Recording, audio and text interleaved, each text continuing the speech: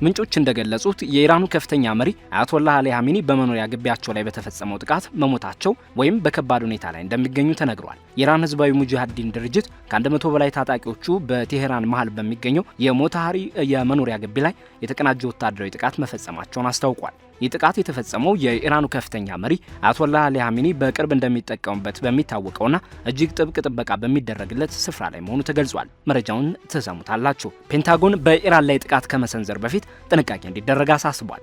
ፕሬዚዳንት ትራምፕ በቴሄራን ግትርነት መበሳጨታቸውን ገልጸዋል።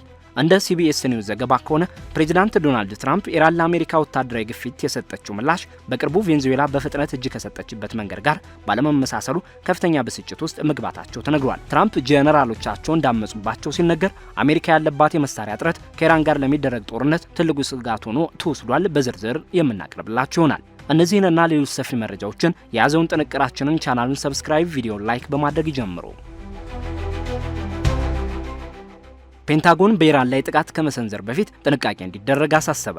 ፕሬዚዳንት ትራምፕ በቴሄራን ግትርነት መበሳጨታቸውን ገልጸዋል። እንደ ሲቢኤስ ኒውስ ዘገባ ከሆነ ፕሬዚዳንት ዶናልድ ትራምፕ ኢራን ለአሜሪካ ወታደራዊ ግፊት የሰጠችው ምላሽ በቅርቡ ቬንዙዌላ በፍጥነት እጅ ከሰጠችበት መንገድ ጋር ባለመመሳሰሉ ከፍተኛ ብስጭት ውስጥ መግባታቸው ተነግሯል። ስትራቴጂ አውጪዎች ድንገተኛ መቅሰፍት ብለው የሚጠሩትን ድል የሚሹት ፕሬዚዳንት ቴሄራን በአሜሪካ ቅድመ ሁኔታዎች መሰረት ወደ ኒውክሌር ድርድር ጠረጴዛ እንድትመለስ የሚያስገድዱ ወታደራዊ አማራጮችን እንዲቀርቡላቸው ግፊት እያደረጉ ነው። ይሁን እንጂ የወታደራዊ ባለስልጣናት በበኩላቸው በኢራን ላይ የሚሰነዘር ማንኛውም ትልቅ ጥቃት የኢራንን አጸፋዊ እርምጃ በመላው ቀጠናው የሚገኙ ተላላኪ ኃይሎች ጥቃትን እና ባለፈው ጥር ወር የቬንዙዌላውን መሪ ኒኮላስ ማዱሮን ለመያዝ ከተካሄደው ውስን ኦፕሬሽን በተለየ መልኩ ረጅም ጊዜ የሚፈጅ ጦርነት ሊያስከትል እንደሚችል በተደጋጋሚ በማስጠንቀቅ ላይ ናቸው። ሁለት የአሜሪካ አውሮፕላን ተሸካሚ ጦር መርከቦችና በመቶዎች የሚቆጠሩ ተጨማሪ ተዋጊ አውሮፕላኖች በመካከለኛው ምስራቅ ሰፍረው ይገኛሉ። ይህ የወታደራዊ ኃይል ክምችት ከ2003 የኢራቅ ወረራ ወዲህ አሜሪካ በቀጠናው ካሰፈረቻቸው የኃይል ግንባታዎች ሁሉ ትልቁ ተደርጎ ይወሰዳል። የዝግጅት የተደረገው ለወራት የዘለቁ የዲፕሎማሲ ጥረቶች በጄኔቫ እየተካሄደ ያለውንና የአሜሪካ ልዩ መልእክተኛ የሆኑት ስቲቭ ዊትኮቭ እና ጃሬድ ኩሽነር የሚሳተፉበትን ድርድር ጨምሮ የኢራንን የኒውክሌር ፕሮግራም ሙሉ በሙሉ ለማስቆም ያለመ ቢሆንም እስካሁን ድረስ የኢራን ባለስልጣናት የቀረበውን ሀሳብ ውድቅ አድርገውታል። በአስተዳደሩ የውስጥ ክርክር ውስጥ የፔንታጎን ግምገማዎች ለውሳኔ ሰጭነት ወሳኝ ሚና እየተጫወቱ ይገኛሉ። አክሲዮስ እንደዘገበው የአሜሪካ ጦር ኃይሎች የጋራ ኤታማዦር ሹም ጄኔራል ዳንኤል ኬን በቬንዙዌላ ወታደራዊ ዘመቻ ወቅት ከነበራቸው አቋም በተለየ መልኩ በኢራን ጉዳይ ላይ እጅግ ጥንቃቄ የተሞላበት አካሄድን እየተከተሉ ነው። ጀነራሉ በኢራን ላይ የሚሰነዘር መጠነ ሰፊ ጥቃት ከፍተኛ የአሜሪካ ወታደሮች ሕይወት ሊቀጥፍ እንደሚችል ያላቸውን ስጋት በፔንታጎንና በብሔራዊ ደህንነት ምክር ቤት ስብሰባዎች ላይ በግልጽ አንጸባርቀዋል። ይህንኑ ስጋት ሌሎች ከፍተኛ የመከላከያ ባለስልጣናትም እንደሚጋሩት ዘ ዎል ስትሪት ጆርናል ዘግቧል። ጀነራል ኬን ለፕሬዚዳንት ትራምፕና ለከፍተኛ የብሔራዊ ደህንነት አማካሪዎቻቸው የአሜሪካ የጦር መሳሪያ ክምችት እየተሟጠጠ መምጣቱንና ይህም ለወታደራዊ እንቅስቃሴዎች ትልቅ እንቅፋት እንደሚሆን አስጠንቅቀዋል። እነዚህ የመሳሪያ ክምችቶች የቀነሱት አሜሪካ ለዩክሬን በምታደርገው ቀጣይነት ያለው ድጋፍና ባለፈው ሰኔ ወር ላይ ኦፕሬሽን ሚድናይት አመር ተብሎ በተሰየመውና የአሜሪካ ቢ2 ቦምብ ጣይ አውሮፕላኖች 3 ቁልፍ የኢራን ኒውክሌር ተቋማትን በመቱበት ዘመቻ ሳቢያ መሆኑን ጋዜጣው ገልጿል። ጀነራሉ እንዲህ ያሉ የጦር መሳሪያ እጥረት አሜሪካ በኢራን ውስጥ በምታደርገው ማንኛውም መጠነ ሰፊ ጦርነት ላይ ተግዳሮት ከመፍጠሩም በላይ የአሜሪካ ወታደሮችን ለአደጋ ሊያጋልጥና የኢራንን አጸፋዊ እርምጃ ለመመከት የሚደረገውን ጥረት ሊያወሳስበው እንደሚችል አስታውቋል። ኤንቢሲ ኒውስ የቀድሞ የአሜሪካ ባለስልጣናትንና የቀጠናውን ተንታኞች ዋቢ አድርጎ እንደዘገበው የኢራን አጸፋዊ እርምጃ እጅግ ሰፊና አውዳሚ ሊሆን ይችላል። በአሁኑ ወቅት በመካከለኛው ምስራቅ ከ30 ሺህ በላይ የአሜሪካ ወታደሮች ሰፍሮ የሚገኙ ሲሆን ጥቃት ቢሰነዘር እነዚህ ወታደሮች ለሚሳኤል ዝናብ፣ ለድሮን ጥቃቶች እንዲሁም በኢራቅ፣ በሶሪያ፣ በየመንና በሊባኖስ በሚንቀሳቀሱ በኢራን የሚደገፉ ተላላኪ ኃይሎች ጥቃት ሊጋለጡ ይችላሉ። ምንም እንኳ ኢራን ባለፈው ዓመት ለተፈጸሙ ጥቃቶች የሰጠችው ምላሽ የተመጣጠነ ቢሆንም አሁን የሚሰነዘር ጥቃት በአገዛዙ ህልውና ላይ የተቃጣ ተደርጎ ከተወሰደ ቴሄራን በሆርሙዝ ባህር ሰርጥ በኩል የሚደረገውን ዓለም አቀፍ የነዳጅ ፍሰት ለማስተጓጎል የምታደርገውን ጥረት ጨምሮ እጅግ ኃይለኛ እርምጃ ልትወስድ እንደምትችል ተመልክቷል። በኢራንና በቬንዙዌላ ኦፕሬሽኖች መካከል ያለው ልዩነት እጅግ ሰፊ መሆኑን ዘ ኒውዮርክ ታይምስ አብራርቷል። የአሜሪካ ኃይሎች በካራካስ በፈጸሙ ድንገተኛ ጥቃት ኒኮላስ ማዱሮንና ባለቤታቸውን ሲሊያ ፍሎሬስን መያዝ ችለው ነበር። የኦፕሬሽን አነስተኛ የአሜሪካ ወታደሮች ጉዳት የደረሰበትና ፈጣን ስኬት የተመዘገበበት ሲሆን ከውጭ የመጣ ጣልቃ ገብነትም አልነበረውም። በአንጻሩ ኢራን እጅግ ግዙፍና ብቃት ያለው ወታደራዊ ኃይል፣ ሰፊ ባላስቲክ ሚሳኤል ክምችት፣ ዘመናዊ የአየር መከላከያ ስርዓትና ለረጅም ጊዜ የሚቆይ ተመጣጣኝ ያልሆነ ውጊያ ሊያካሂዱ የሚችሉ የቀጠናው ተላላኪ ኃይሎች ባለቤት ናት። በመሆኑም በኢራን ላይ የሚሰነዘር ማንኛውም ጥቃት እጅግ ውስብስብና አሜሪካን ለማይወጡት ጦርነት ውስጥ ሊከታት እንደሚችል ባለሙያዎች ያስጠነቅቃል። በትሩዝ ማህበራዊ ገጻቸው ላይ ባስተላለፉት መልእክት ጀነራል ኬን በኢራን ላይ የሚወሰደውን ወታደራዊ እርምጃ ተቃውመዋል የሚለው ዘገባ 100% ስህተት እንደሆነና ምንጫቸው ያልታወቁ አካላት የፈጠሩት ወሬ መሆኑን ገልጸዋል። ጀነራል ኬን እንደ ሁላችንም ጦርነት እንዲከሰት አይፈልጉም፣ ነገር ግን በወታደራዊ ደረጃ በኢራን ላይ እርምጃ እንዲወሰድ ውሳኔ ካለፈ ያ ጦርነት በቀላሉ የሚሸነፍ እንደሆነ ያምናሉ ሲሉ ትራምፕ ጽፈዋል። ፕሬዚዳንቱ ጀነራል ኬንን የሚድናይት አመር ጥቃቶች ዋና አርክቴክት እንደሆኑ በመጥቀስ አድናቆታቸውን የገለጹ ሲሆን ጀነራሉ የሚያውቁት አንድ ነገር ብቻ ነው፣ እሱም ማሸነፍ ነው በማለት ያላቸውን እምነት ገልጸዋል። ቢሆንም ግን ጀነራል ኬን ባለፉት ጥቂት ቀናት ለፕሬዚዳንት ትራምፕ የተለያዩ የጥቃት አማራጮችን ማቅረባቸውን ዘሂል የመረጃ ምንጮችን ጠቅሶ ዘግቧል። እነዚህ አማራጮች ድርድሩ ካልተሳካ ወደ ሰፊ ጦርነት ሊያመሩ የሚችሉ ውስን ጥቃቶችንም ያካትታሉ። ፕሬዚዳንት ትራምፕም ባለፈው አርብ የኒውክሌር ድርድሩ ከከሸፈ እንዲህ ያሉ ውስን ጥቃቶችን ስለመሰንዘር እያሰቡ መሆኑን በይፋ አረጋግጠዋል። ሰኞ ዕለት የአሜሪካ ውጭ ጉዳይ ሚኒስቴር በሊባኖስ ከሚገኘው የአሜሪካ ኤምባሲ አስፈላጊ ያልሆኑ ሰራተኞችና ቤተሰቦቻቸው ለቀው እንዲወጡ ማዘዙ አስተዳደሩ ሊፈጠር ለሚችለው የቀጠናዊ ትርምስ እየተዘጋጀ መሆኑን ያሳያል። ተንታኞች እንደሚያመለክቱት የኢራን ጠንካራ ተላላኪ የሆነው ሂዝቦላ በእስራኤል ሰሜናዊ ድንበር ላይ ከፍተኛ የጦር መሳሪያ ክምችት ያለው ሲሆን አሜሪካ ወይም እስራኤል ጥቃት ቢሰነዝሩ እርምጃ ሊወስድ ይችላል። የጦር መሳሪያ እጥረት ጉዳይ አሁንም በፔንታጎን ግምገማዎች ውስጥ በዋነኝነት እየተጠቀሰ ይገኛል። እንደ ስልታዊና ዓለም አቀፍ ጥናት ማዕከል ያሉ ተቋማት እንደሚሉት አሜሪካ ለዩክሬንና ለእስራኤል በሰጠችው ድጋፍ ምክንያት የአየርና የሚሳኤል መከላከያ መሳሪያዎች ክምችቷ ቀድሞውኑ ተመናምኗል። በኢራን ላይ የሚደረግ ቀጣይነት ያለው ዘመቻ ደግሞ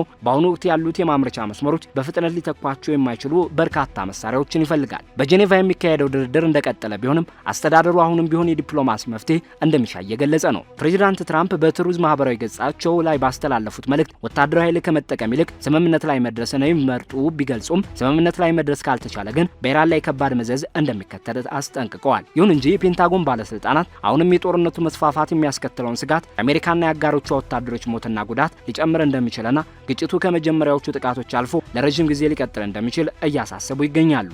በሚቀጥሉት ቀናት የሚወሰዱ እርምጃዎች ወታደራዊ ዛቻውና ዲፕሎማሲያዊ ግፊቱ ፕሬዚዳንቱ የሚፈልጉትን ፈጣን ውጤት ያስገኙ እንደሆነ ወይም በጀነራል ኬንና በሌሎች ወታደራዊ መሪዎች የቀረቡት ማስጠንቀቂያዎች ይበልጥ የሰከነ አካሄድ እንዲከተል ያደርጉ እንደሆነ የሚታይ ይሆናል። ሁለት የአውሮፕላን ተሸካሚ መርከቦችና በርካታ ተዋጊ አውሮፕላኖች በቀጠናው መኖራቸው ለጥቃት የሚያስፈልገው መዋቅር መዘጋጀቱን ቢያሳይም የውስጥ ግምገማዎች ግን ይህ ዘመቻ በቬንዙዌላ ከተካሄደው ኦፕሬሽን ጋር ፍጹም የማይገናኝና እጅግ አደገኛ መሆኑን አጽንኦት ሰጥተውታል። ያልተረጋገጡ ምንጮች እንደገለጹት የኢራኑ ከፍተኛ መሪ አያቶላህ አሊ ኻሜኒ በመኖሪያ ግቢያቸው ላይ በተፈጸመው ጥቃት መሞታቸውን ወይም በከባድ ሁኔታ ላይ እንደሚገኙ ተነግረዋል። የኢራን ህዝባዊ ሙጃሂዲን ድርጅት ከ100 በላይ ታጣቂዎቹ በቴህራን መሃል በሚገኘው የሞታሃሪ መኖሪያ ግቢ ላይ የተቀናጀ ወታደራዊ ጥቃት መፈጸማቸውን አስታውቋል። ይህ ጥቃት የተፈጸመው የኢራኑ ከፍተኛ መሪ አያቶላህ አሊ ኻሜኒ በቅርብ እንደሚጠቀሙበት በሚታወቀውና እጅግ ጥብቅ ጥበቃ በሚደረግለት ስፍራ ላይ መሆኑ ተገልጿል። ቡድኑ በሰጠው መግለጫ በጥቃቱ ሳቢያ በአገዛዙ የጥበቃ ኃይሎች ላይ ከፍተኛ ሰብአዊ ጉዳት መድረሱን የገለጸ ሲሆን በራሱ የታጣቂዎቹ ወገንም ከፍተኛ መስዋዕትነት መከፈሉን አምኗል። ይህን ክስተት ተከትሎ በድርጅቱ ደጋፊዎች አማካኝነት በማህበራዊ ሚዲያ በሚሰራጩ መረጃዎች ወደ ስፍራው የሚገቡ በርካታ አምቡላንሶች፣ የተጠናከረ የጸጥታ ጥበቃና በኢራን የቴሌቪዥንና የሬዲዮ ጣቢያዎች ላይ የተፈጸሙ የሳይበር ጥቃቶች የኻሜኒን አገዛዝ የሚቃወሙ መልእክቶችን ሲያስተላልፉ እንደነበር ተገልጿል። እነዚህ የቀረቡት መረጃዎች በመላው ዓለም ሰፊ መነጋገሪያና መላምቶችን ቢፈጥሩም እስካሁን ድረስ ከኢራን መንግስት ባለስልጣናት ከዓለም አቀፍ የመገናኛ ብዙሃን ወይም ገለልተኛ ከሆኑ ታዛቢዎች የተሰጠ ይፋዊ ማረጋገጫ የለም። የኢራን የመንግስት መገናኛ ብዙሃን በበኩላቸው የአገሪቱ ከፍተኛ አመራሮች በሚገኙበትና የፓስተር ጎዳና ተብሎ በሚጠራው አካባቢ በሚገኘው በዚህ የሞታሃሪ ግቢ ላይ ስለደረሰ ማንኛውም አይነት ጥቃት የሰጡት መግለጫ የለም። የስፍራ ለአያቶላህ አሊ ኻሜኒ የቅርብ ረዳቶችና ለልጃቸው ሙጅታባ ኻሜኒ ቢሮዎችና መኖሪያዎች ቅርብ በመሆኑ ስልታዊ ጠቀሜታው እጅግ ከፍተኛ ነው። የሞታሃሪ ኮምፕሌክስ ወይም የመኖሪያ ግቢ ከግማሽ ካሬ ኪሎ ሜትር ያነሰ ጠባብ ስፋት ያለው ቢሆንም በኢራን አብዮታዊ ዘብ ልዩ ክፍሎች የሚጠበቅና በከፍተኛ ምሽግ የታጠረ አካባቢ ነው። በግልጽ የኢንፎርሜሽን ምንጮች ላይ እንደሚሰፍረው ከሆነ የግቢ የጠባቂዎች ምክር ቤትና የከፍተኛ የፍትህ አካላት አስተዳደራዊ ህንጻዎችን ጭምር ያካተተ ነው። በመሆኑም እንዲህ አይነት ጥበቃ የሚደረግለትን ፈጣን ምላሽ ሰጪ ኃይሎች በሰፈሩበት የቴህራን እምብርት ላይ ቀጥተኛ ወታደራዊ ጥቃት መሰንዘር በሎጂስቲክስና በወታደራዊ ስልት ረገድ እጅግ ፈታኝ መሆኑ ይታወቃል። የኢራን ህዝባዊ ሙጃሂዲን በ1965 በመሐመድ ሐኒፍ ነጃድ በሰይድ ሙሴንና ባሊ አስጋር በዲዛጋነ የተመሰረተ ድርጅት ነው። ድርጅቱ በ1970ዎቹ ዓመታት የፓህላቪን ንጉሳዊ አገዛዝ በሽምቅ ውጊያ ሲቃወም የነበረ ሲሆን በ1979 የኢራን እስላማዊ አብዮት ላይም ንቁ ተሳትፎ አድርጓል። ሆኖም ከአብዮቱ ማግስት ከአያቶላህ ሆሜኒ ቡድን ጋር በተፈጠረ ግጭት ሳቢያ ድርጅቱ በአገሪቱ ውስጥ ታግዶ አመራሮቹም ወደ ስደት ለማምራት ተገደዋል። ድርጅቱ ወታደራዊ እንቅስቃሴውን ወደ ኢራቅ በማዛወር በኢራን-ኢራቅ ጦርነት ወቅት ከኢራቅ ጎን ተሰልፎ ተዋግቷል። አሜሪካ እስከ 2012 ድረስ ድርጅቱን በሽብርተኝነት ፈርጃው የነበረ ቢሆንም ከነዚህ ዓመታት በኋላ ግን ከዝርዝሩ ተሰርዟል። በአሁኑ ወቅት ድርጅቱ ራሱን እንደ ዲሞክራሲያዊ ተቃዋሚ ኃይል ቢገልጽም በአደረጃጀቱና ቀደም ሲል በነበሩት አወዛጋቢ ስምምነቶች ሳቢያ በፖለቲካ ተንታኞች ዘንድ አሁንም ድረስ የክርክር መድረክ ሆኖ ይገኛል። ይህ ድርጅት ባለፉት 10 ዓመታት ውስጥ በኢራን ድንበርና በአገር ውስጥ በርካታ ወታደራዊ እርምጃዎችን መውሰዱን ቢገልጽም በኢራን መንግስት ጥብቅ የመረጃ ቁጥጥር ምክንያት እነዚህን ድርጊቶች በገለልተኛ አካል ለማረጋገጥ ብዙ ጊዜ አዳጋች ሆኖ ቆይቷል። ይህ የተፈጸመ የተባለው ኦፕሬሽን በኢራን አመራሮች ላይ ከውስጥ የሚሰነዘሩ ህዝባዊ ጫና በበረታበት ወቅት መከሰቱ ልዩ ትርጉም ይሰጠዋል። በኢኮኖሚ ቀውስ ሳቢያ ተቀስቅሶ ወደ ፖለቲካዊ ስርዓት ለውጥ ጥያቄ ያደገው ህዝባዊ ተቃውሞ በሰብአዊ መብት ተሟጋቾች መረጃ መሰረት በሺዎች የሚቆጠሩ ሰዎችን ህይወት ቀጥፏል። አሶሺየትድ ፕሬስ እንደገለጸው በአፈና ወቅት ለተገደሉ ዜጎች የሚደረጉ የመታሰቢያ ስነ ስርዓቶች አሁንም ተቃውሞ የታከለባቸው ስብሰባዎችን እያስከተሉ ሲሆን በበርካታ ከተሞችም ሞት ለአምባገነኑ የሚሉ ድምጾች እየተሰሙ ነው። ዘኒውዮርክ ታይምስ ባወጣው ዝርዝር ዘገባ የጸጥታ ኃይሎች የ40 ቀናት የያዘ መታሰቢያ ስነ ስርዓቶችን በኃይል ለመበተን ያደረጉትን ሙከራ አብራርቷል። የ86 ዓመቱ አዛውንት አያቶላህ አሊ ኻሜኒ በጥር ወር ባደረጉትና በሮይተርስና በአልጀዚራ በተዘገበው ንግግራቸው በተቃውሞው ወቅት በርካታ ሺህ ሰዎች መሞታቸውን በይፋ አምነዋል። ሆኖም ለዚህ ሁከትና ብጥብጥ ተጠያቂዎቹ ዋነኛ ጠላቶች ናቸው በሚል የሚጠቅሷቸው አሜሪካና እስራኤል መሆናቸውን ገልጸዋል። ምንም እንኳ የመንግስት የኃይል እርምጃ ቢቀጥልም በየካቲት ወር አጋማሽ ላይ በዩኒቨርሲቲ ተማሪዎች የሚመሩ ተቃውሞዎች ዳግም ተቀስቅሰዋል። ዶቼ ቬለ ያረጋገጣቸው ተንቀሳቃሽ ምስሎች በቴህራንና በሌሎች ከተሞች በሚገኙ የትምህርት ተቋማት ውስጥ የተፈጠሩ ግጭቶችንና የኻሜኒን ስልጣን የሚቃወሙ መፈክሮችን ያሳያሉ። ከውጭ በኩል ደግሞ በአሜሪካና በኢራን መካከል ያለው ፍጥጫ ይበልጥ ተካሯል።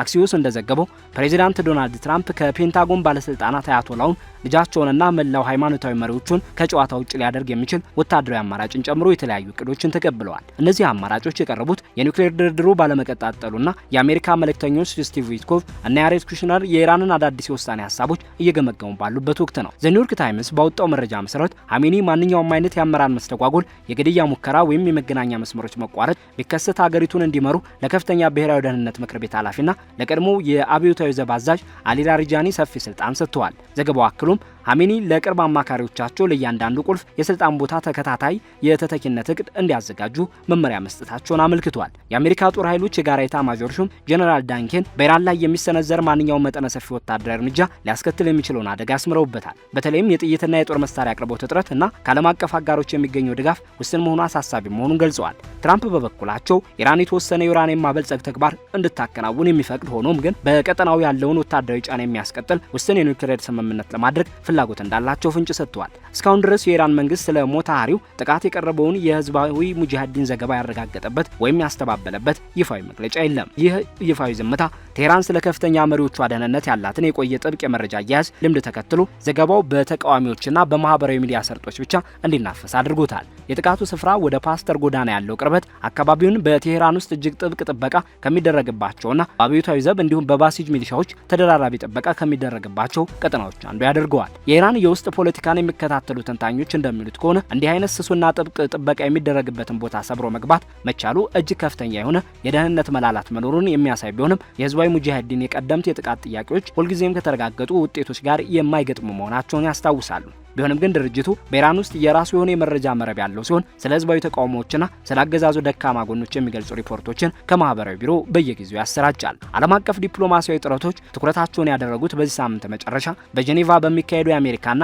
የኢራን ውይይት ላይ ነው። ሮይተርስና ዘ ጋርዲያን እንደዘገቡት የኢራኑ የውጭ ጉዳይ ሚኒስትር አባስ አራግቺ በኒውክሌር ጉዳይ ላይ አዲስ የውሳኔ ሀሳብ ያቀርባሉ ተብሎ የሚጠበቅ ሲሆን አሜሪካ ግን ኢራን የዩራኒየም ማበልጸግ አቅሟን ወደ ዜሮ እንድታወርድ በጽኑ እየጠየቀች ትገኛለች። በሞታሃሪው የመኖሪያ ግቢ ዙሪያ ያለው ሁኔታና የአያቶላህ አሊ ኻሜኒ ወቅታዊ ሁኔታ አሁንም አጠራጣሪ ሆኖ ቀጥሏል። እንደ የተለያዩ የዜና ምንጮች ዘገባ ከሆነ የኢራን ባለስልጣናት ህዝባዊ ተቃውሞዎችን ተከትሎ በቴህራን እምብርት ላይ ተጨማሪ የጸጥታ ኃይሎችን አሰማርተዋል። ምንም እንኳ የህዝባዊ ሙጃሂዲን መግለጫ የተቃዋሚ ደጋፊዎች ለጉዳዩ ዓለም አቀፍ ትኩረት እንዲሰጡ ቢገፋፋም ዋና ዋና መንግስታትና የሚዲያ ተቋማት ግን ተጨማሪ ተጨባጭ ማስረጃዎችን በመጠባበቅ ላይ ናቸው።